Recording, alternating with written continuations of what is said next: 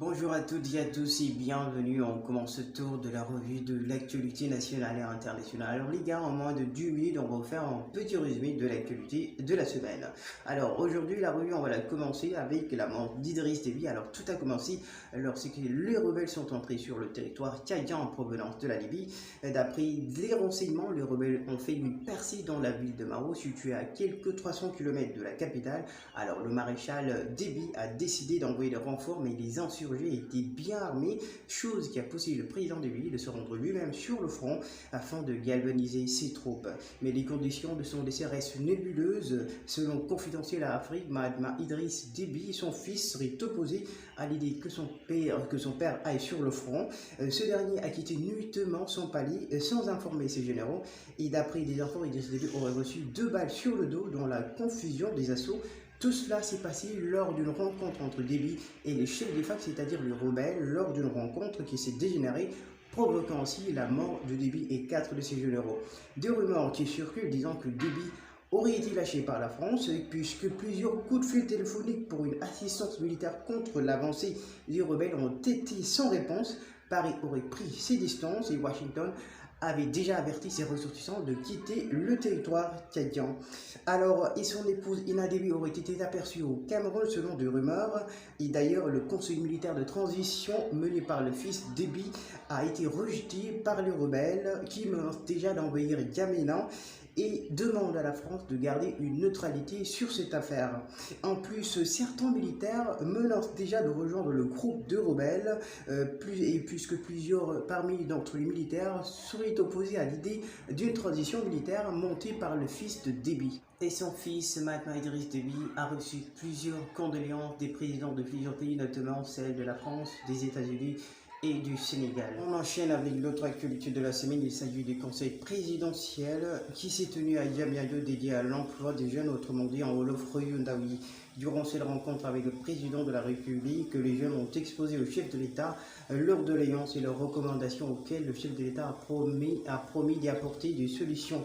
En effet, ce programme qui a associé la jeunesse dans toute sa composante, ouvrière, artisanale, paysanne, entrepreneuriale, sportive, artistique, jeunes d'Idara, du secteur informel, afin de faire un diagnostic de la situation de l'emploi, de l'employabilité et de l'entrepreneuriat des jeunes pour dresser un tableau d'ensemble. Chaque région parmi les 14 régions a été représentée par un représentant.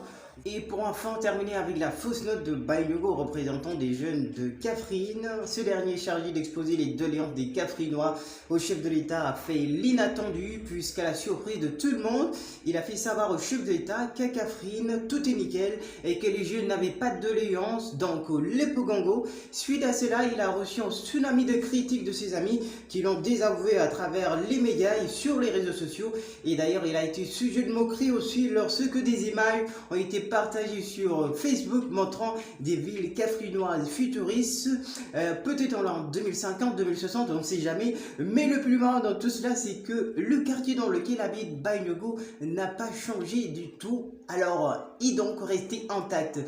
Et suite à sa déclaration, un pont de presse a été organisé par les habitants de Kaffrine pour apporter des démentis par rapport à cette déclaration et pour faire au chef de l'État que Kaffrine a besoin d'aide plus que toute autre région. Et place à l'actualité internationale. On va parler en premier de Google Earth qui, à l'occasion de ses 20 ans, a dévoilé Time-Lapse, une nouvelle fonctionnalité assez incroyable qui permet de voir l'évolution de la Terre en accéléré. En effet, l'outil permet d'observer différentes images 3D de notre planète prises sur les 40 dernières années, ce qui permet donc de constater l'impact du réchauffement climatique sur la planète depuis 1984. Et ça permet aussi de voir l'évolution de certaines villes comme celle de Dubaï. Alors je vous mets le lien en description si vous voulez voir vous-même cette nouvelle fonctionnalité. Allez, on continue avec le dernier sujet de cette revue de l'actualité. Vous allez le voir, c'est à la fois très intriguant et passionnant. Des scientifiques ont réussi à créer des embryons hommes sains et ça pose logiquement beaucoup de questions. Et avant d'entrer dans les détails, un embryon, c'est lorsqu'un être animal ou humain est encore dans le ventre de sa mère et qu'il n'est pas encore développé. Eh bien, des scientifiques européens, chinois, américains ont décidé d'ajouter en laboratoire 25 cellules humaines à 132 embryons de macaques, ce qui crée donc le premier embryon homme singe de l'histoire. Et l'objectif de cette expérience, c'est d'observer les différentes réactions qui se passent afin de faire avancer la recherche médicale. Jusqu'ici, beaucoup de tests pour tester par exemple les traitements contre les cancers sur des animaux qui ont des cellules humaines.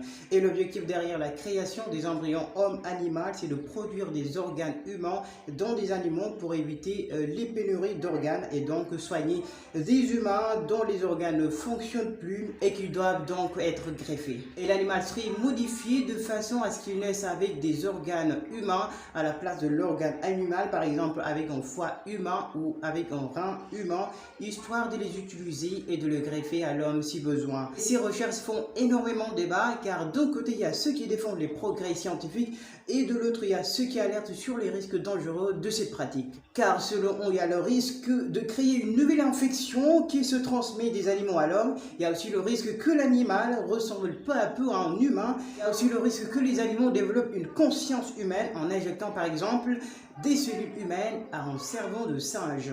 Voilà, c'était tout pour aujourd'hui. Merci pour votre fidélité, merci de nous avoir suivis. Bonne journée à tous, on se donne rendez-vous au week-end prochain, dimanche prochain plus précisément. Sur ce, je vous souhaite un très bon Ramadan Karim. On se donne rendez-vous dimanche prochain pour une autre revue de l'actualité nationale et internationale.